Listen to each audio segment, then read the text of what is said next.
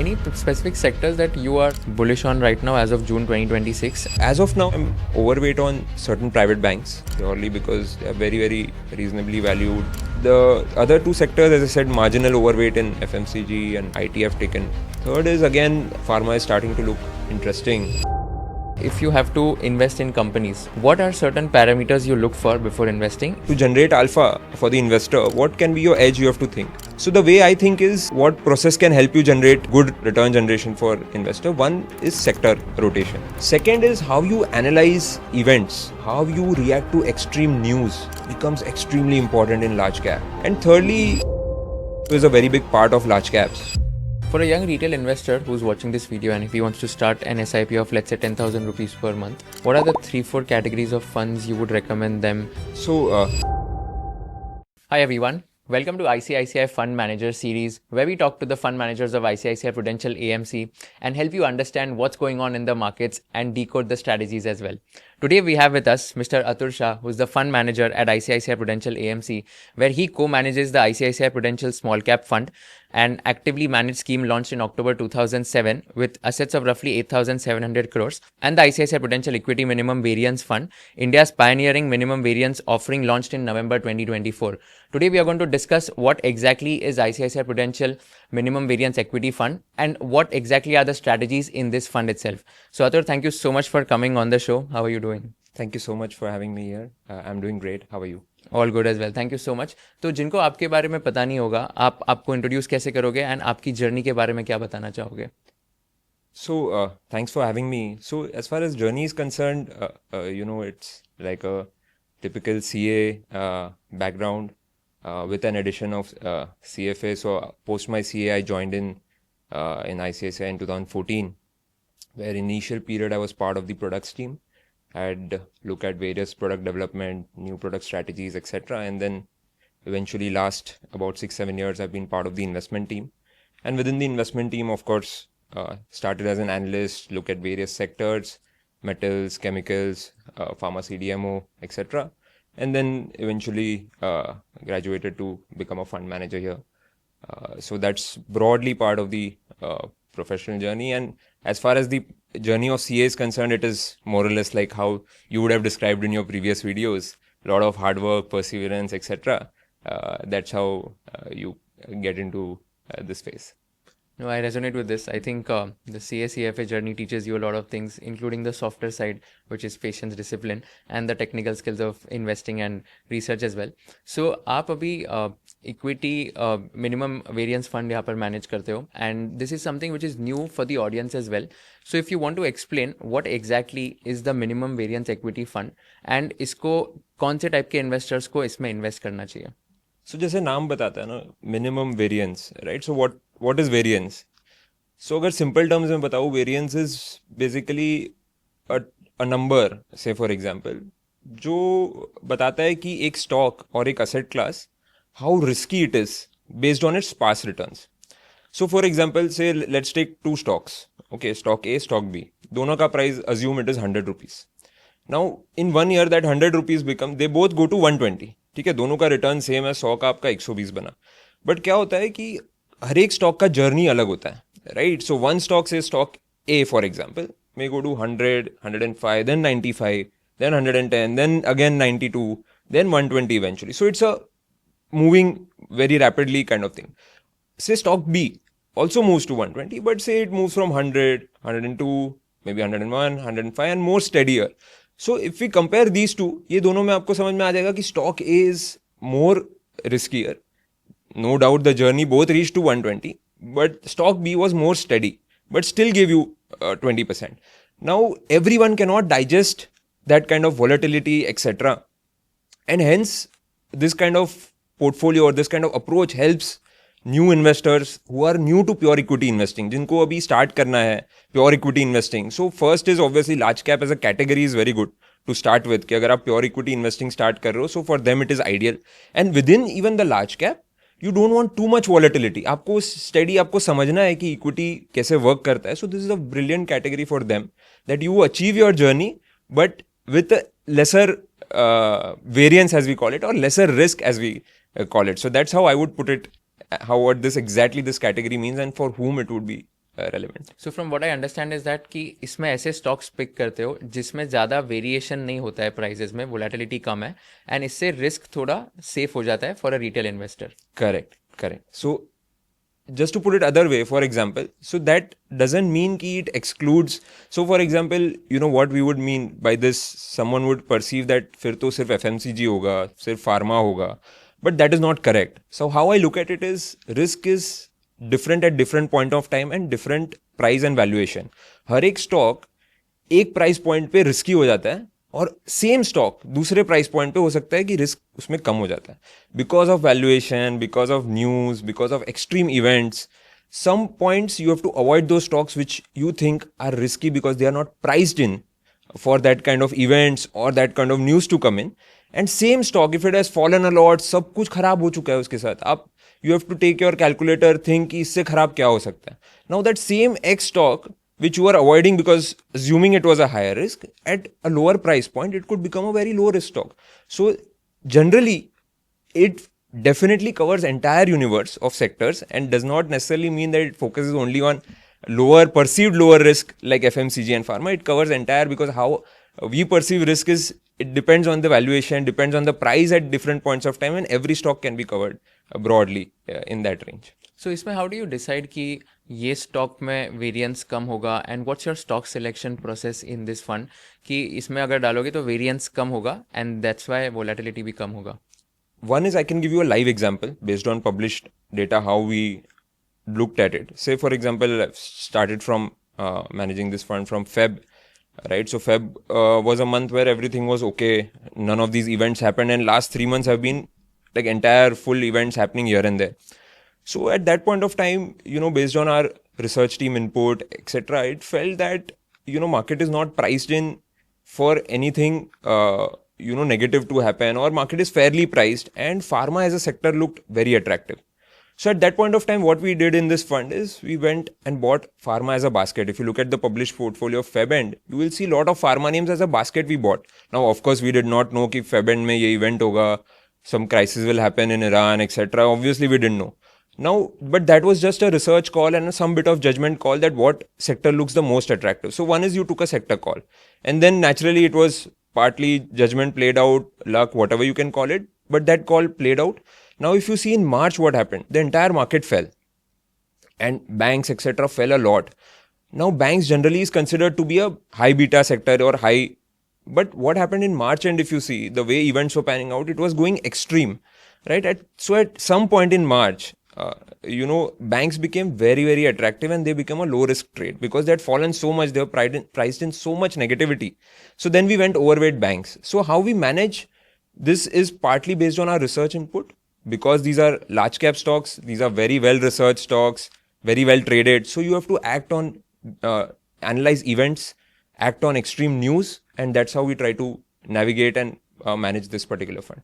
तो इसमें आपने कैसे आइडेंटिफाई किया था कि pharma is going to become attractive in February, and banks में फॉल आया था which is a high beta category, high beta as in high volatility, तो कैसे आइडेंटिफाई किया था that pharma is something that is going to be attractive? Sure. So one is basis our internal research team input, that if the internal analyst becomes very positive on a particular sector, we view it positively, and hence we bet on that sector. So that was one major reason.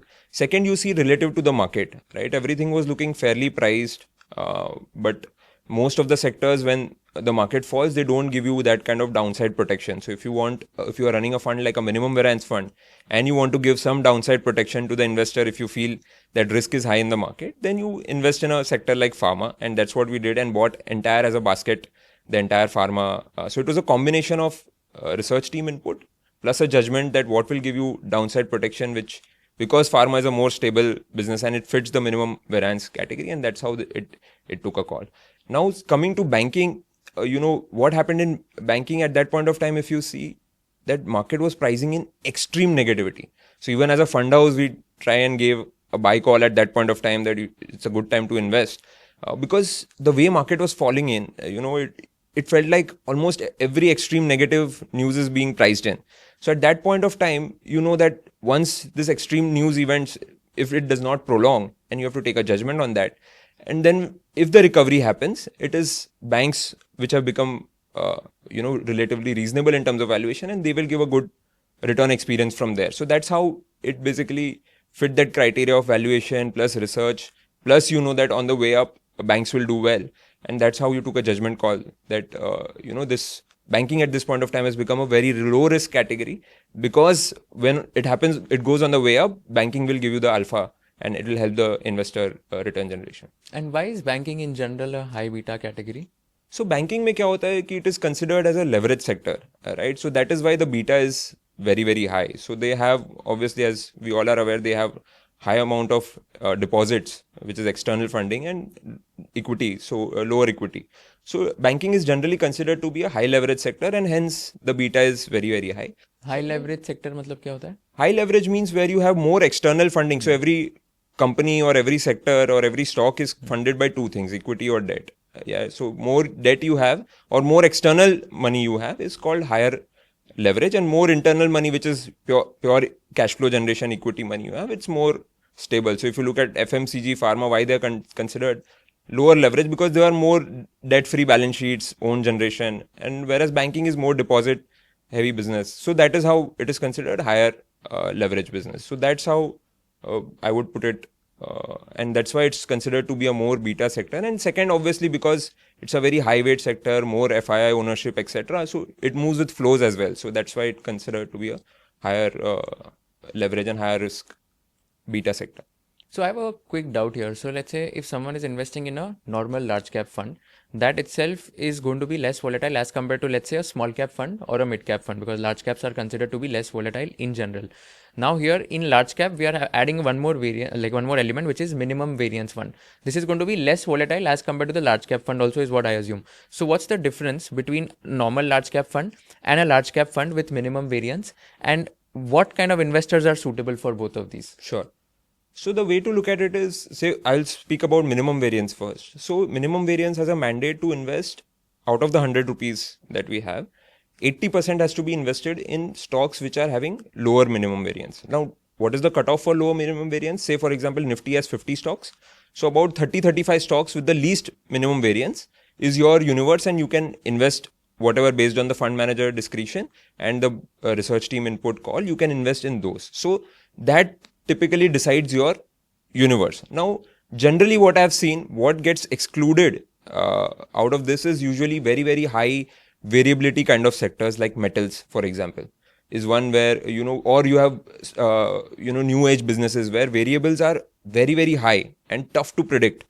So those kind of stocks don't come in this universe generally based on the past data. So that is one universe differentiation, that if you are new to equity, pure equity, while a normal large cap fund can definitely buy huge amount of metals if they have a view, or a new age business, but this fund, the minimum variance category, the universe is kind of curtailed to not having very high variability kind of sector. So that itself minimizes your return experience and the turbulence which you may go through your investing journey. And in the large cap fund, basically there is no condition of minimum variance as such, and then that Correct. might be a little more volatile as compared to the minimum variance. Correct, because they can own the other higher variability sectors like metals or whatever new age businesses that we talked about. And is there any specific threshold that you follow that, okay, the variance should be less than this particular number, and then only you will invest in the stock? No, so that is not how, as I said, that, because I don't look at fixating the portfolio basis the variance number. The idea is to generate return for the investor, the alpha for the investor over a longer period. So the idea is not to arrive at a minimum variance number. The idea is to generate alpha over the large cap index or large cap as a universe. So I view it as, that you should look at stocks from, as I said earlier, that some stock becomes low risk at some point, high risk at some point. So when you feel the same stock becomes high risk, you avoid it. When it becomes low risk, you buy it. So there is no mandate per se that you need to arrive at a minimum variance, because that can hinder the return generation. So that we don't want to do. So we focus more on how to generate alpha and focus on the stocks where we can give a better return experience to the investor. In your experience of, let's say, backtesting the data for, let's say, minimum variance fund, what are some cycles or what are some periods usually where, okay, this kind of fund is best suited for investors? Yeah. So based on the experience, if you look at markets where they are in a very like say for current market, right? It's stuck in a range broadly. You are in a low to moderate return kind of environment. This is a superb strategy, right? Because you have a stable portfolio which gives you some alpha on the way down. You capture, something on the way up, and because these are large cap oriented names. You some bit of tactical mindset etc. helps in this rather than only buy and hold, because these are well researched names. Everyone knows everything about these 50 companies. So broadly, I think that's how kind of I would put this fund at this point. So whenever you see a moderate to low return kind of environment, this category can do really well. Now, if you look at, for example, if you look at Nifty last 15-20 years, okay, so broadly large cap as a category itself is moderate return. Now, अगर आप last 20 साल का data देख लो, most of the times, except when your starting point is very very good. What do you mean by starting point is very very good for investing? Means आपका last 3 साल का return बहुत खराब है, right? अगर आपका Nifty का return से 0 to negative है for the last 3 years, the next 3 years have been pretty good because the starting point is excellent in terms of valuation. Bad news, obviously, when your past returns are 0 to negative on Nifty for 3 years, that means you're in a sweet spot in terms of valuation broadly. So that's when the next 3 year return has been phenomenal, even on Nifty. So that would have been phenomenal, I mean, by 15-20% CAGR plus on Nifty. But if you look at otherwise, X of these period where past 3 year return is 0, which are, these past 3 year return 0 comes once in a while. It doesn't happen every few years. So it comes once in 7 years, 10 years or 5 years. Those are times when you invest aggressively, when we give buy calls, etc. But otherwise, generally, if you see large cap as a category is moderate return. Like more than 60% of the time, return would be like sub 15% type of range. And that's where this kind of fund will do reasonably good. So that's why, this category fits, and choosing large cap within this minimum variance fits very well. Is what I would say. So current market plus low to moderate return, which is generally the case in large caps, fits really well for this category. So this minimum variance thing is also there in, let's say, small cap or a mid cap as well? No, this fund doesn't have the mandate to invest into, because see, generally small and mid cap investor would be an aggressive investor who wants very high return. Now for them, telling that, okay, I'm buying a minimum variance stock for a small and mid cap would not, I don't know how would that fit, because generally people come for higher returns in small and they are okay with the risk. When they are putting in small and mid cap, they know they are taking higher risk, right? So broadly, this would not have, this does not have the mandate of investing small and mid cap, because it doesn't make a lot of sense to invest in a minimum variance small and mid cap stock. So restricting it to large caps makes a lot of sense. Because it then opens up, an investor base who is new, who wants to invest, wants to taste what is pure equity investing, and wants to have a smooth journey. So that's where I think I would say that this is a very well thought out philosophy, rather than having everything put together and just following minimum variance. So given the current volatility in the markets and the geopolitical uncertainty which is there, I think what you're trying to say is that this kind of fund would be best suited right now, in the sense that there's a lot of uncertainty and at the same time volatility in the markets. So these kind of periods are good for a retail investor to consider this fund, right? Absolutely. Absolutely, I would put it that way. Because that's when you get the stability. So even if you look at, say, the portfolio of this fund, or the past returns so that's how the journey has been. And that's the endeavor of this particular product, is what I would say. Got it. You also manage the small cap fund as well, and we've discussed about the large cap equity minimum variance fund. What's your view on the entire large cap versus mid cap versus small cap segment going on right now, especially the fact that in the last 2 years Indian markets have remained flat and they've not given any significant returns as compared to international markets? But how are you seeing large cap, mid cap, small cap going forward? So see, right now, it's more or less like, as our fund house view is more or less that large caps are much reasonably valued. Now, even if, as I said, past returns of large caps have become very moderate. Like if you look at last 3 year CAGR would be like 9 odd percent, which is not very, very high. Now valuations because of FI selling has become very, very reasonable across large caps. So if you just talk about valuation or just that point of view, then large caps look reasonably valued is what our fund house yields. Now, said that, if you talk about small cap fund, that the mandate of that fund is to invest into small caps. Now, obviously, within small caps, there would be certain pockets which look interesting. There will be some stocks which look interesting. So those kind of things that we keep doing. But as a broad sector or a asset class, if you put large, mid, and small market cap basis, then broadly we, as our fund house right now is positioned, we would say that based on probably on just on valuation at this point of time, we feel large caps are much safer at this point of time, and hence we are not aggressively recommending to go into any other categories, but focus more on large. That's how we would put it. And what's your view on, let's say, small caps, mid caps? How are they valued? As I said, there will be some pockets which are undervalued or reasonably valued, which you can see in our portfolio, and some which we are avoiding or due to various reasons. So this is how we would put it. So I would not put it as a basket at this point of time. So for our small cap fund, which I jointly manage, there will be some pockets which we like, and that's how we are positioning currently, that the sectors or the stocks that you like, there will be some names definitely which look attractive, and that's where we are adding weights, which you can see in our published portfolio, and we are avoiding certain sectors or where we feel that there is discomfort basis whatever XYZ, our research input, etc. And that's how we are taking broader calls. So it is more very, very selective on basis how we are thinking. But just as you said, on if you have to just take a top-down market view, if you look at any ratios on large cap versus mid cap or large cap versus small cap, everything will tell you that you should favor slightly more towards large cap. No doubt, because if you see even small caps also corrected in March, but then again the rally has been sharp. So broadly, that's how I would put it. If you look at any parameter at this point of time in terms of numbers, ratios, etc., everything will point towards that slight tilt towards large cap is more better at this point of time.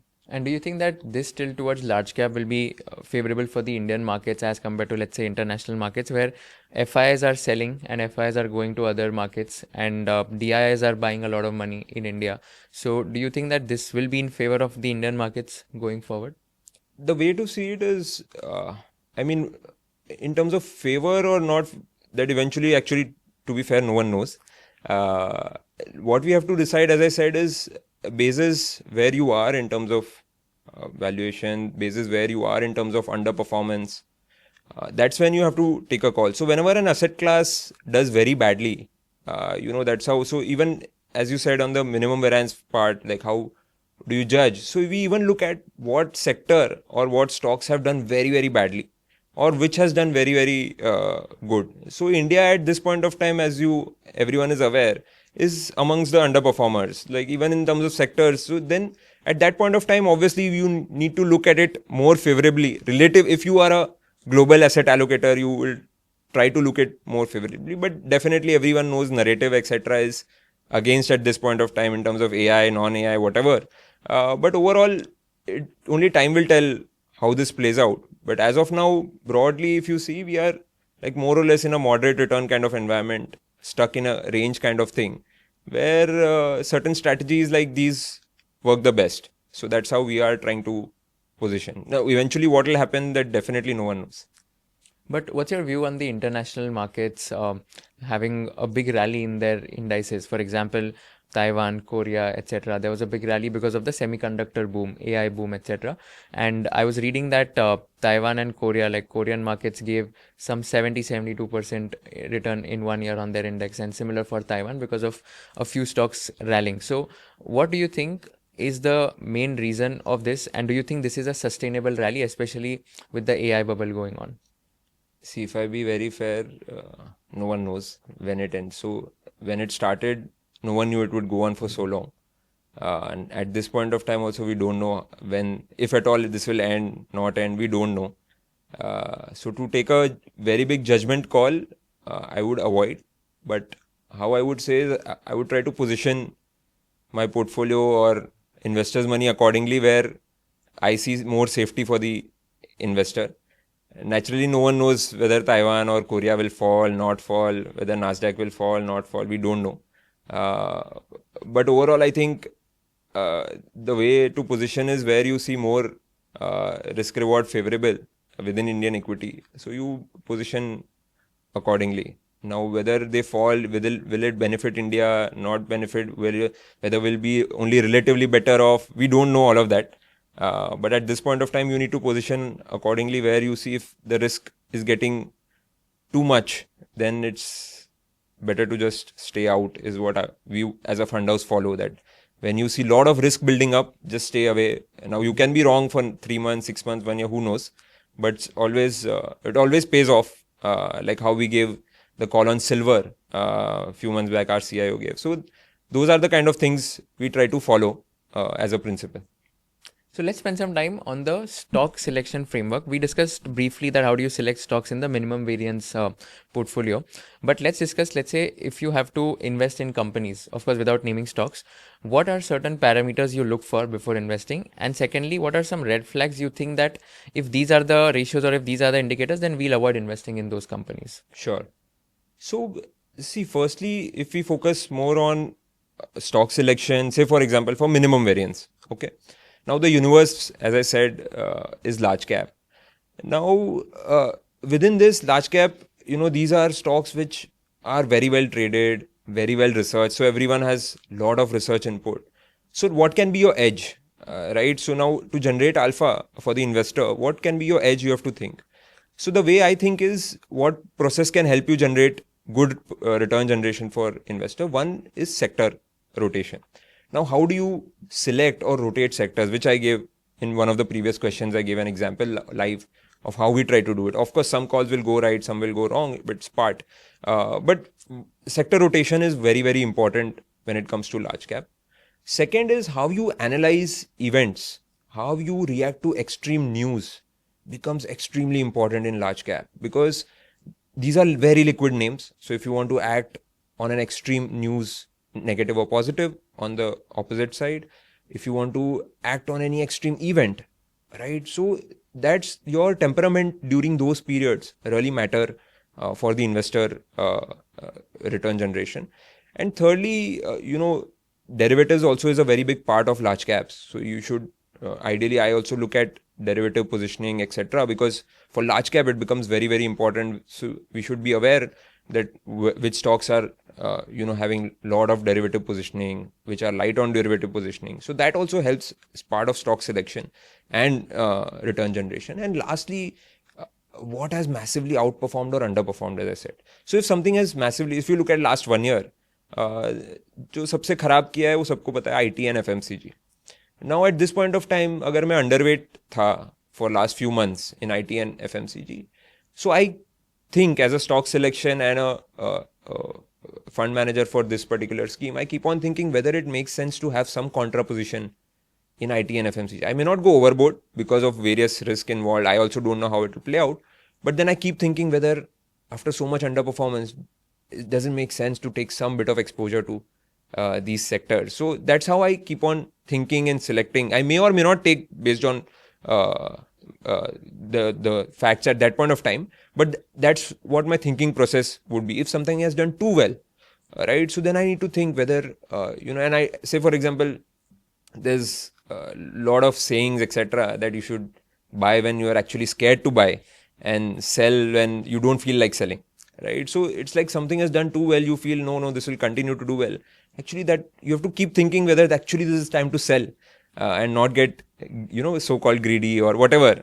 So that's when our fair values, our research process all comes put together and helps us in the overall stock selection. So in large cap, I would say this would be my thought process, where I would sum up as sector rotation, think about how you analyze extreme news events, think about derivatives positioning, because large caps are very well traded in derivatives as well, and think about what has outperformed or underperformed, to take a contra view thinking, that whether you take the position or no, it's secondary, but you should keep thinking. So this is broad thought process on large cap where I would put in, apart from the general, obviously, research team input, which we keep getting. So that's how, for small cap, etc., it will be very different, but this is how I would put it for this particular fund if the investors come. That's my broad thought process. Can you deep dive on the derivatives positioning part? What exactly do you mean by that, and how do you assess the derivatives positioning? Yeah, so it's slightly technical in the sense that there is a lot of market participants which uh, have a lot of futures and options positioning. So broadly, I try to analyze which stocks are seeing a lot of open interest. Our internal team also keeps on helping us that where you are seeing a lot of position where there is a lot of leverage positions on the either side. It could be long side, short side, etc. So broadly, that's how we try to look at, and based on our internal assessment, we try to take a call that what will happen, because when there is a lot of positioning in a particular sector or a stock, you need to be cognizant of because the movements can be very sharp. So that's how we try to be aware of the fact that what is likely to change in this particular stock or sector. So that's the broad thought. It just tells you basically the overall market positioning, whether it is light or heavy, and technically that's how it becomes very, very important, because it tells you like the total position of the entire market, how are bets placed in the entire market. So that's slightly more technical, interesting understanding. And because it is large cap, that's the reason why it helps, because it's more technical and tactical in nature. It's not a very major part, but some bit of tactical thinking it helps. And because it is large cap, because it well researched, what else value can you add? I think this area helps that slight bit of value addition thinking from our part, I think.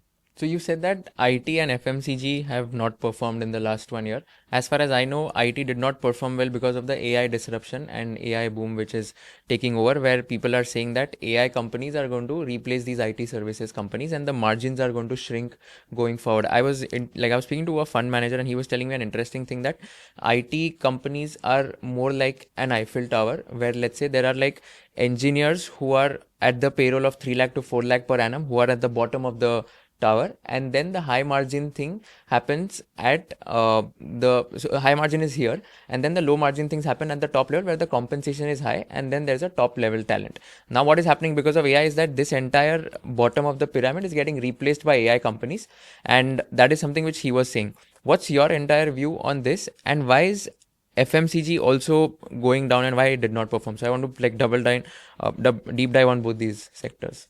Yeah, so broadly, I mean, see, based on our internal assessment, of course, no one knows how this entire AI, non-AI trade will play out. But broadly, based on our internal research, etc., says that, ultimately in implementation, these companies will be required.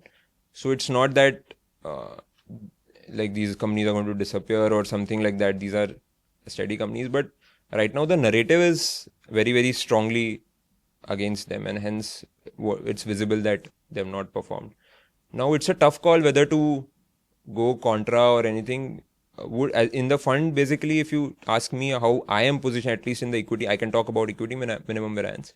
That how I see it as for my investors is that I would not go overboard where I see very big anti-narratives or too many headwinds which are difficult to predict. As I said, that it becomes a very high risk when you have too many variables, when you don't know, actually, no one knows how this entire.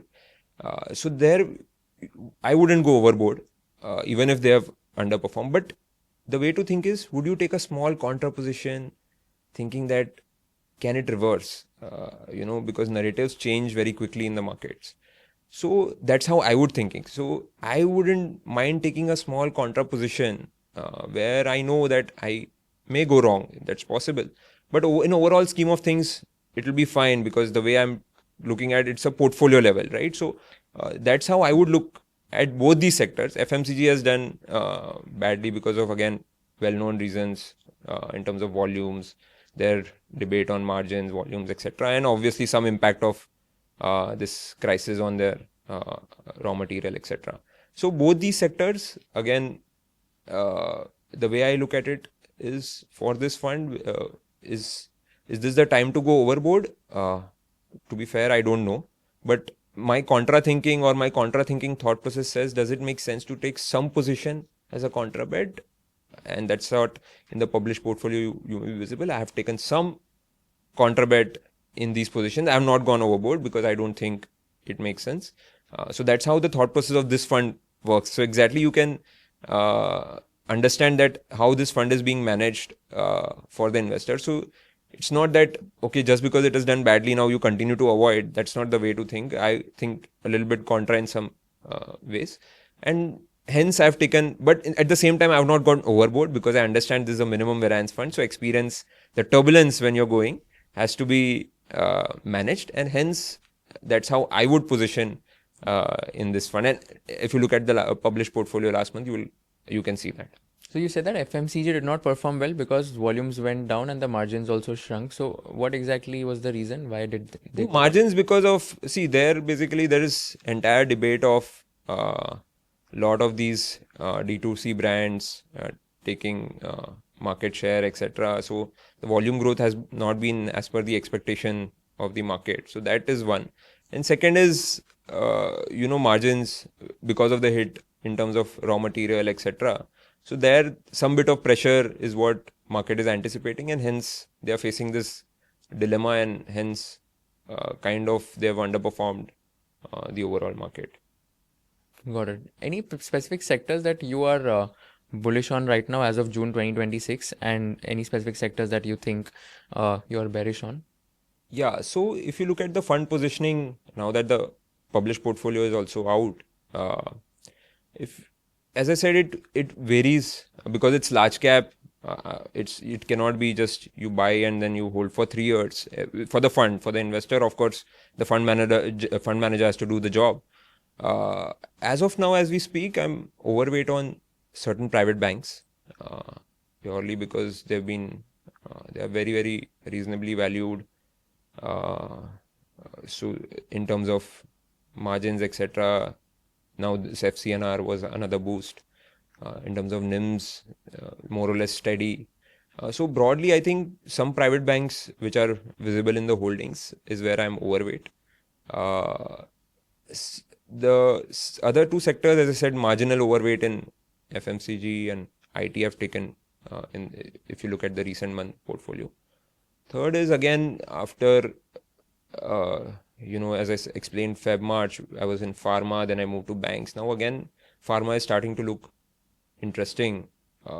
So there you will see some pharma names in the portfolio. So broadly, I think this are the overweight sectors. In terms of underweight, metals naturally, partly because of construct and partly also because of the risk and the variability involved.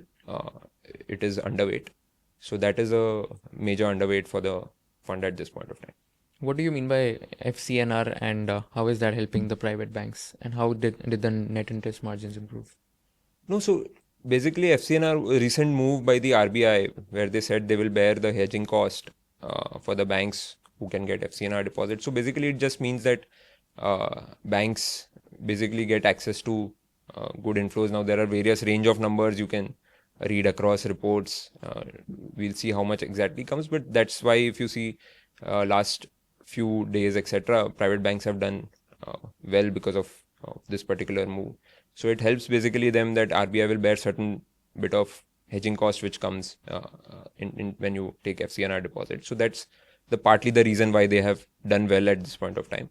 In terms of NIMs, like broadly what our internal view is, etc., that NIMs are broadly steady and at this point of time, and hence what we need is some bit of growth. So if that growth comes in, that banks should do well coupled with decent valuation. So it's a pretty straightforward call which we have taken in this particular fund.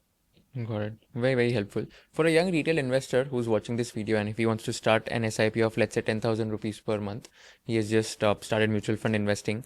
What are the 3-4 categories of funds you would recommend them that they should start investing in these funds to start off with, and then they can allocate to other funds as well? I mean, there is no straightforward answer to it.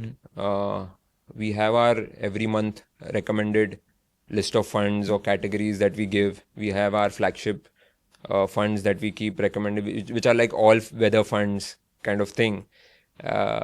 So just from this fund minimum variance point of view, I can say that if you are kind of new to pure equity investing, then I think this is a very good starting point. It's like you want to go from return from a place A to place B, and you've taken a flight. Now, this kind of fund will just help you. There is going to be turbulence. Like you select any category of fund, because equity by nature has some turbulence in between always. So this kind of funds helps reduce that turbulence, so you can stay through that journey, right? Because maybe you have not experienced what kind of turbulence can come in, and if certain high level turbulence hits you, maybe you may take steps which are not required to be taken. So this kind of funds help for a starting journey. If you are starting, that one is large cap plus you take lower beta, so you will not kind of be in a panic situation कि ये turbulence क्या हो रहा है, मुझे समझ में नहीं आ रहा है, मैं निकलना चाहिए नहीं निकलना चाहिए. So these kind of products, now then that's why we keep talking about our asset allocation basket, because these kind of funds help you navigate that journey with lower turbulence. Turbulence is guaranteed, right? So that's how we try to pitch. So I would go with whatever monthly recommendations, and predominantly for new and existing investors as well. We say that asset allocation is a all-weather strategy. If you don't understand, you're new to investing, then that is one. And from my perspective, I would definitely, since I'm looking at this fund minimum variance, I would say that even if you're looking at pure equity, starting to invest in pure equity, say a first SIP, then this is a very good starting point to add. And then obviously once you understand risk, you understand what you want, higher returns, etc. There are various categories, as we said. There's mid cap, small cap, flexi cap. Then you can keep exploring later. But as a starting point, this is a very good starting point where I would recommend that you start investing journey, basically. Got it. Very, very helpful. Thank you so much for doing this. I think super insightful. Got to know a lot of things. Last question. It's a tricky one, which I ask all the guests. If you are in the shoes of Kushal Lodha and if you are interviewing Mr. Atul Shah, what is one question you would like to ask him towards the end? No, I would typically ask that how do you try to improve temperament? Because investing, at the end of the day, when we speak to investors or even as custodians of public money, I think what is really important is how you keep improving temperament, whether you are a SIP investor, whether you are investing lump sum, etc. Basically, if you are connected to equity market, or one thing I keep thinking is how do you keep on improving your temperament is what I would like to keep knowing from different investors, because I think that is one of the key single biggest parameters. Because broadly, if you're talking to any equity investor, most of them have well-researched stocks. Most of them know everything. There are a lot more, many knowledgeable people. Now, all that edge that matters is how do you react to various events, news, etc. So I think that is one which I would like to know from every fund manager or every equity market participant, that what are you doing to improve your temperament, or how I can improve my temperament based on your experience, because if you are doing it day in, day out, that is one thing I would definitely want to know from an equity person. Yeah, I had read a beautiful quote. It was like investing is 99% temperament and 1% intelligence. Yeah. Like it's all about temperament. Yeah. So if I ask you the same question, so how do you improve your temperament? Now this is like putting me back in the spot. If you have an internal fair value for most key stocks, which you cannot know everything definitely, but there will be some key stocks you have to rely on your research team. That's why the research team is there. So I think when you have an internal fair value as a part of the research team, when you have a support system with an analyst backing you, I think those kind of things help, that if he has done or she has done the entire work, and this is the fair value of the business, I mean, you don't have to see how the share price is moving. If it comes to that number, it's a buy, or if it goes beyond a certain point where it's difficult to explain, then things may be okay with the business, but how the share price reacts is totally different sometimes from the business.